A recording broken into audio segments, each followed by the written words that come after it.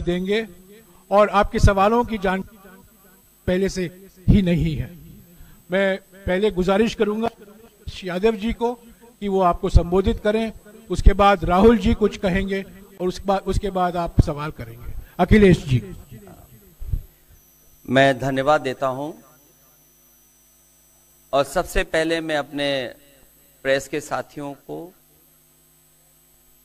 आपके माध्यम से पूरे देश और प्रदेशवासियों को मैं रामनवमी की बहुत बहुत बधाई और शुभकामनाएं देता हूं। ऐसा त्योहार, ऐसे दिन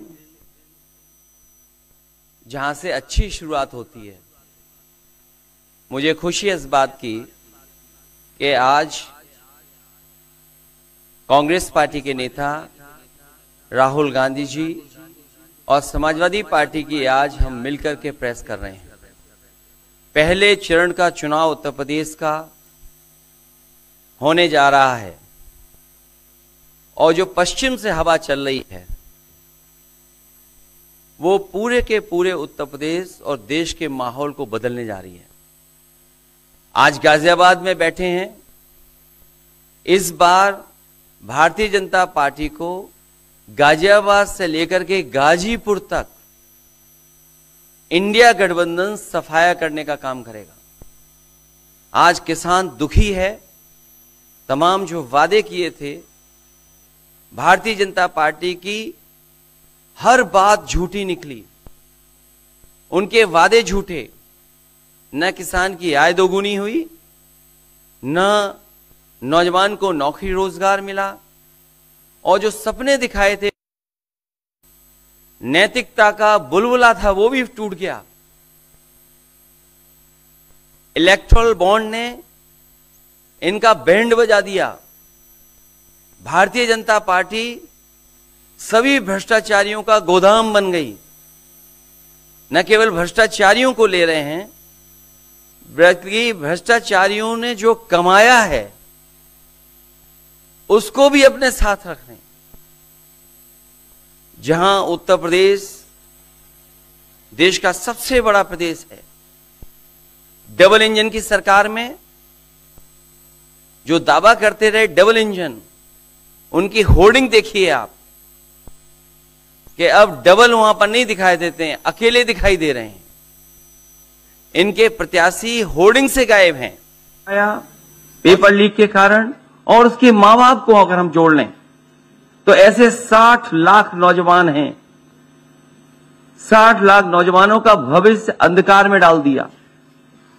और अगर 60 लाख का गुणा करें हम 3 से, 1 करोड़ 80 लाख, और 1 करोड़ 80 लाख को अगर हम डिवाइड कर दें 80 लोकसभाओं से, तो भारतीय जनता पार्टी का 2,25,000 वोट हर लोकसभा में कम हुआ है। इसलिए एक भी वोट बट ना पाए।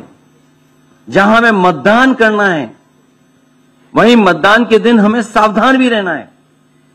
अगर हम सावधान रह करके मतदान करेंगे और अपने बूथ की चौकीदारी करेंगे तो भारतीय जनता पार्टी का सफाया होगा। आने वाले चुनाव में, ये देश का चुनाव है, देश की जनता बदलाव चाहती है और बदलाव की हवा पश्चिम से उत्तर प्रदेश से चल रही है। और मुझे पूरा उम्मीद है आने वाले समय में इंडिया गठबंधन और नई सरकार देश में दिखाई देगी। शुक्रिया अखिलेश जी। राहुल जी।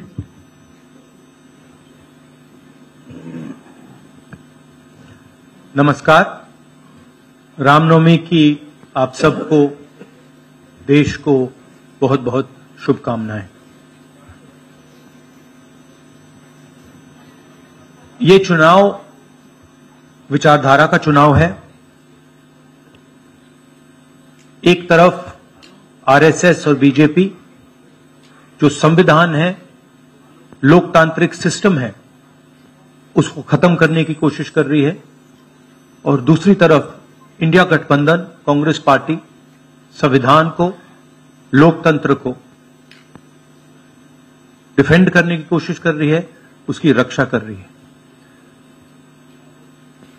चुनाव में 2-3 बड़े मुद्दे हैं। सबसे बड़ा बेरोजगारी दूसरे नंबर पर महंगाई, भागीदारी। मगर बीजेपी 24 घंटा डिस्ट्रैक्शन करने में लगी रहती है। कभी प्रधानमंत्री समुद्र के नीचे चले जाते हैं, कभी आसमान में सी प्लेन पे चले जाते हैं, मगर जो मुद्दे हैं उनके बारे में ना प्रधानमंत्री ना बीजेपी बात करती है। कुछ दिन पहले प्रधानमंत्री ने ANI को बहुत लंबा इंटरव्यू दिया, स्क्रिप्टेड था मगर फ्लॉप शो था। प्रधानमंत्री जी ने उसमें इलेक्टोरल बॉन्ड्स समझाने की कोशिश की। प्रधानमंत्री जी कहते हैं कि इलेक्टोरल बॉन्ड्स का सिस्टम ट्रांसपेरेंसी के लिए लाया गया, राजनीति को साफ करने के लिए लाया गया। अगर यह सच है तो उस सिस्टम को सुप्रीम कोर्ट ने रद्द क्यों किया? और दूसरी बात, अगर आप ट्रांसपेरेंसी लाना चाहते थे तो जिन लोगों ने आपको पैसा दिया, बीजेपी को पैसा दिया, हजारों करोड़ रुपए दिए, उनका नाम आपने क्यों छुपाया था? और जिन तारीखों पे उन्होंने आपको पैसा दिया उसको आपने क्यों छुपाया था? पता लगता है हजारों करोड़ रुपए का कॉन्ट्रैक्ट किसी कंपनी को मिलता है, उसके एकदम बाद वो कंपनी बीजेपी को पैसा देती है। सीबीआई की इंक्वायरी होती है, ईडी की इंक्वायरी होती है, किसी कंपनी पर शुरू होती है, उसके 10-15 दिन बाद कंपनी करोड़ों रुपए बीजेपी को देती है और फिर सीबीआई की इंक्वायरी, ईडी की इंक्वायरी बंद हो जाती है। सड़क पे इसको एक्सटॉर्शन कहते हैं, एक्सटॉर्शन कहते हैं सड़क पे। तो ये जो है इलेक्टोरल बॉन्ड्स का जो स्कीम है, ये दुनिया का सबसे बड़ा एक्सटॉर्शन का स्कीम है। हिंदुस्तान के सारे बिजनेसमैन इस बात को समझते हैं, जानते हैं, और प्रधानमंत्री जितनी भी सफाई देना चाहें कोई फर्क नहीं पड़ने वाला है, क्योंकि पूरा देश जानता है कि प्रधानमंत्री भ्रष्टाचार के चैंपियन है। धन्यवाद। शुक्रिया राहुल जी। अच्छा, एक और बात, आपने जयराम जी आपने कहा कि जो भी आपको क्वेश्चंस पूछने हैं आप पूछेंगे और ये ओपन एंडेड प्रेस कॉन्फ्रेंस है। बट इसमें एक और बात, मुझे पहले ही 2-3 बीजेपी वाले क्वेश्चंस पता लग जाते हैं, तो वो तो गारंटी पूछे जाएंगे, तो उनके लिए मैं तैयार हूं। आजकल गारंटी का जमाना है राहुल जी। पहला सवाल महिकार सिंह जी, हिंदुस्तान हिंदी डेली से। माइक दीजिएगा।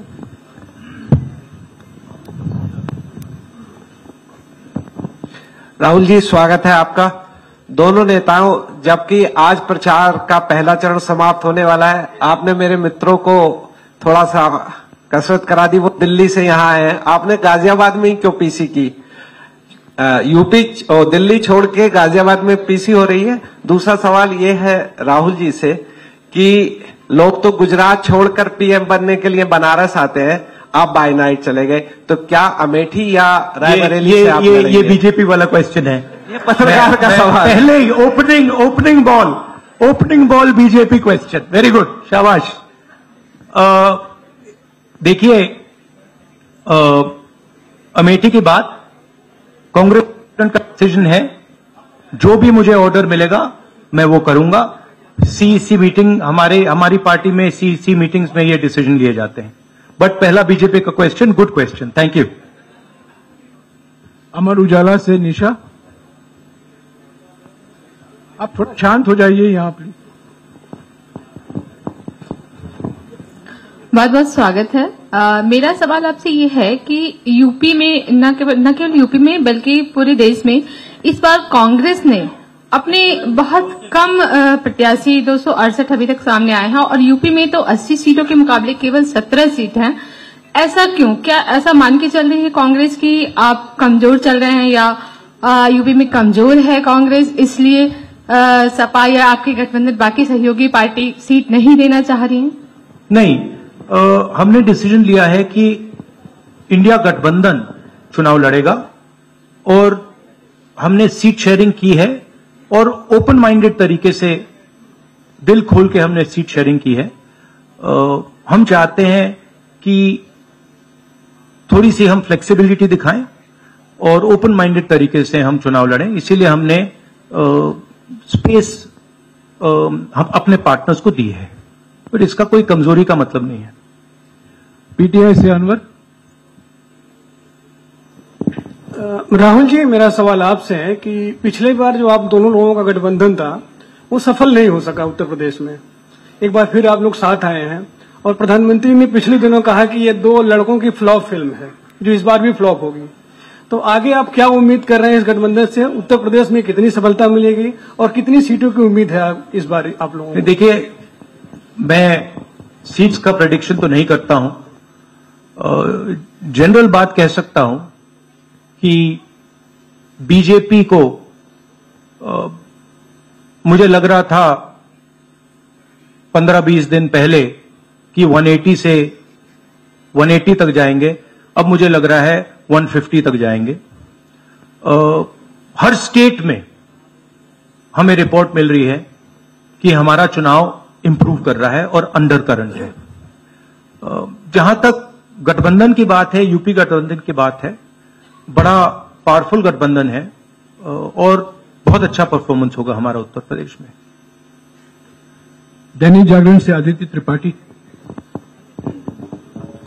आप दोनों का बहुत बहुत स्वागत है। मेरा प्रश्न यह है कि उत्तर प्रदेश में एनडीए गठबंधन रोकने के लिए आपकी क्या रणनीति है?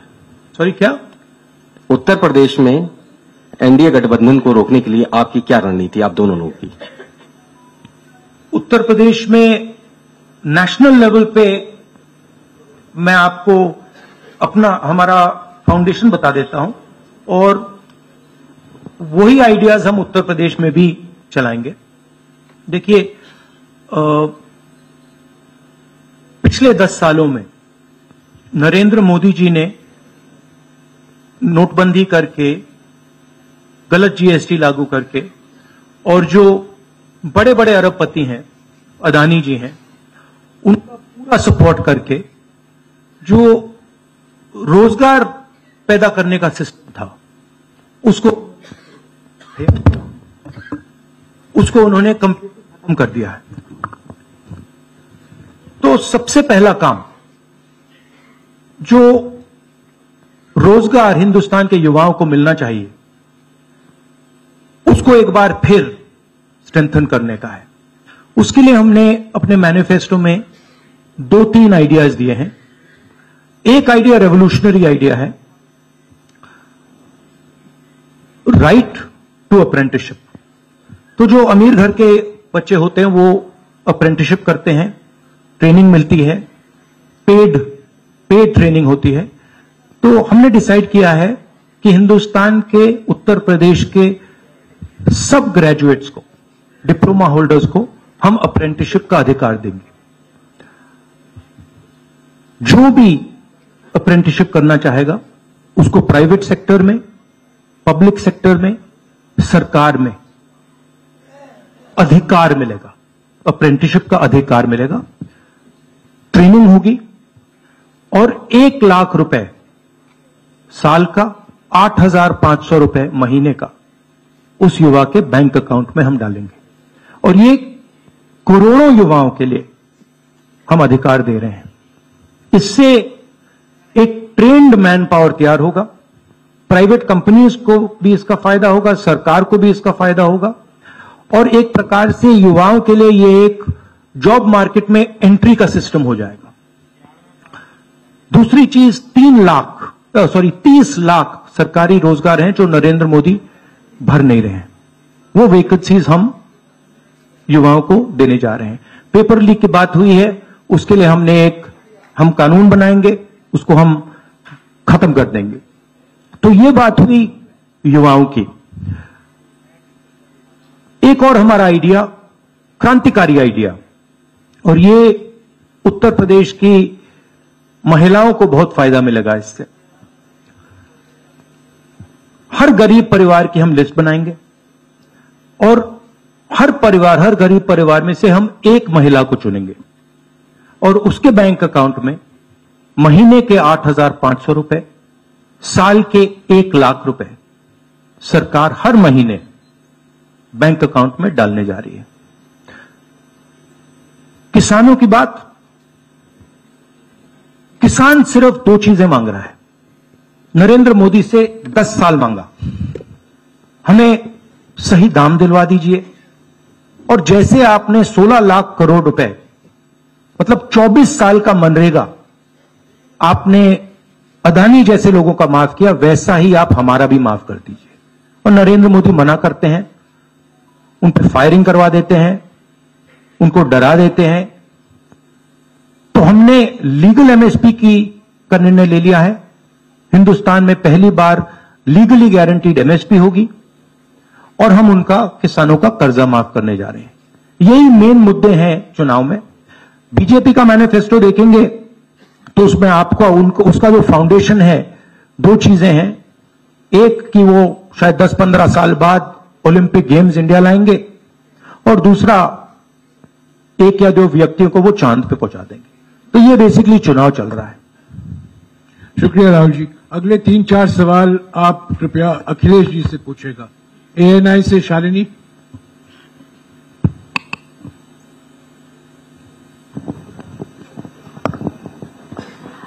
पहला सवाल राहुल जी से है। अखिलेश जी से पूछेगा प्लीज। उन्होंने कृपया लगा दिया, इसलिए अब हमसे पूछिए। दोनों से पूछूंगी सर। पहला सवाल राहुल जी से है, जैसे कि पीएम ने कहा है कि मैं देश बचा रहा हूं, लेकिन इंडिया अलायंस जो है वो परिवार बचा रहा है, इस पर क्या कहेंगे सर? और जो दूसरा सवाल, सेकंड बीजेपी क्वेश्चन। सर दूसरा जो सवाल है मेरा वो ये है, जादूगर कहा है उन्होंने राहुल जी को, और उन्होंने कहा ANI को जब इंटरव्यू दिया उसमें बोला कि ऐसा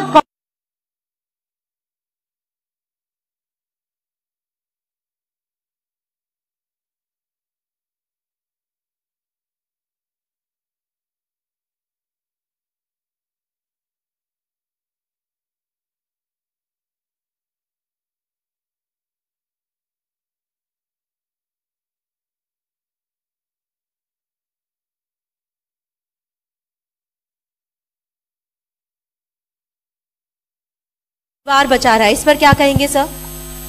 और जो दूसरा सवाल, सेकंड बीजेपी क्वेश्चन। सर दूसरा जो सवाल है मेरा वो ये है, जादूगर कहा है उन्होंने राहुल जी को, और उन्होंने कहा ANI को जब इंटरव्यू दिया उसमें बोला कि ऐसा कौन सा जादू है कि एक झटके में गरीबी मिटा सकते हैं। मैं जानना चाहता हूं ऐसा कौन सा जादू है कि एक झटके में गरीबी मिटाई जा सकती है। तो ये मेरा सवाल दोनों से है। नहीं, दोनों से है। मैं धन्यवाद देता हूं। आप लोगों ने सवाल पूछे, हालांकि कुछ सवाल आपने राहुल जी से पूछे थे। एनडीए को पीडीए हराएगा, एनडीए को पीडीए हराने जा रहा है, एनडीए को पीडीए हराने जा रहा है। और जहां तक सवाल परिवारवाद की बात है, आज नवरात्र है, आज शुभ दिन है। भारतीय जनता पार्टी के लोग संकल्प लें कि ना किसी परिवार वाले को टिकट देंगे और ना किसी परिवार वाले से वोट मांगेंगे। और गाजियाबाद में कार्यक्रम इसलिए किया है क्योंकि हम दोनों लोगों ने संकल्प लिया है। वो तो इंडिया गठबंधन का नाम भी ठीक से नहीं ले पाते हैं। INDIA तो इंडिया होता है, इंडी कब से हो गया? यहां से सफाया होगा गाजीपुर तक। जो 14 में आए थे वो 24 में चले जाएंगे। और यूपी वाले स्वागत भी अच्छा करते हैं। और इस बार तो ढोल नगाड़ा और सब कुछ की तैयारी है इस बार विदाई भी बहुत शानदार होने जा रही है। टाइम्स नाउ भारत, रंजीता अखिलेश जी से। तो आपने जो गरीबी को एक झटके में मिटाने की बात की, देखिए ये कोई नहीं कह रहा है कि गरीबी को एक झटके में मिटाया जाएगा। हम ये कह रहे हैं कि गरीबी को गहरी चोट पहुंचाई जा सकती है, और तरीके मैंने आपको बताए हैं। नरेंद्र मोदी जी ने पूरा का पूरा फोकस 22 लोगों पे किया है, 22-25 लोगों पे किया है।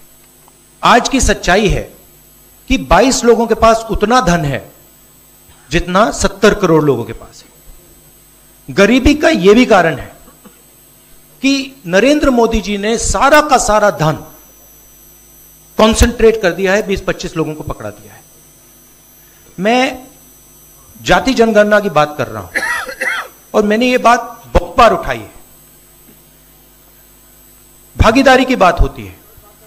हिंदुस्तान के किसी भी इंस्टीट्यूशन में आपको ना पिछड़े वर्ग के लोग मिलेंगे, ना दलित मिलेंगे, ना आदिवासी मिलेंगे, ना गरीब जनरल कास्ट के लोग मिलेंगे।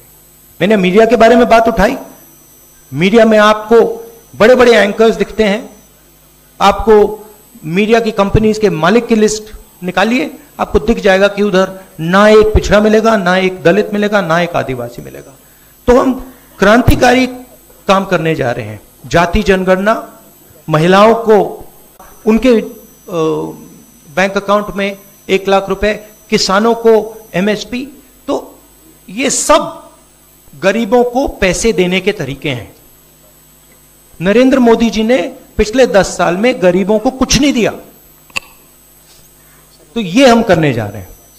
हाँ रंजीता, अखिलेश जी से। हाँ, अखिलेश जी से ही सवाल है। राहुल जी ने अभी जितनी भी चीजें कही, अखिलेश जी से नहीं, मैं सवाल पहले जितनी भी चीजें कही वो तमाम चीजें कांग्रेस के घोषणा पत्र में है।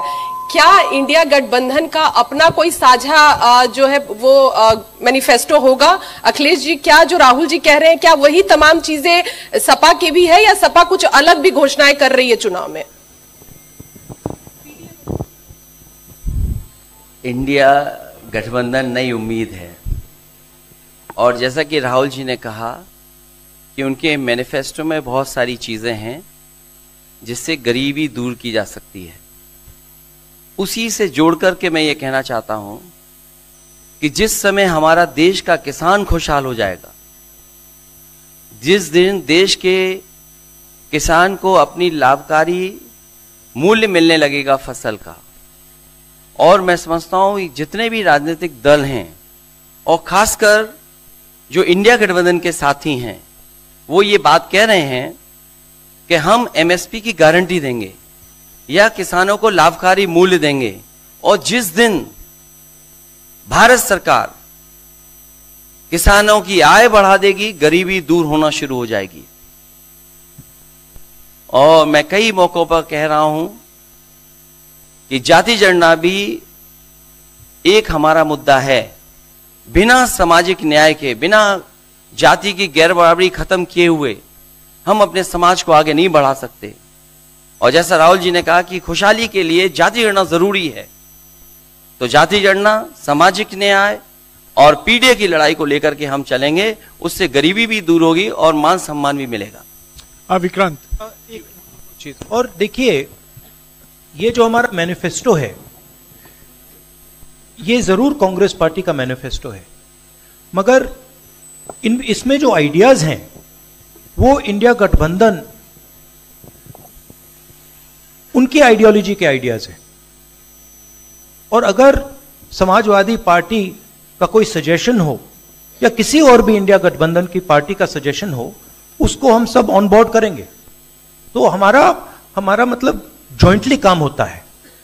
हम बातचीत करके, कंसल्ट करके काम करते हैं और फ्लेक्सिबिलिटी दिखाते हैं। और हम लोग G20 की तरह नहीं है, केवल 2 का चलता हो, बाकी सब 0 हो। साथ आए हैं, आखिर क्या वो मोमेंट क्या था जब दोनों के दिल में आया कि हाँ हमको साथ आना चाहिए, जरूरी है? 7 साल बाद दोनों के दिल में कब ये मोमेंट आया कि हाँ चलना है साथ? मूवमेंट क्यों बताना, हम साथ आ गए और साथ आ गए, साथ आ गए, यही मूवमेंट है।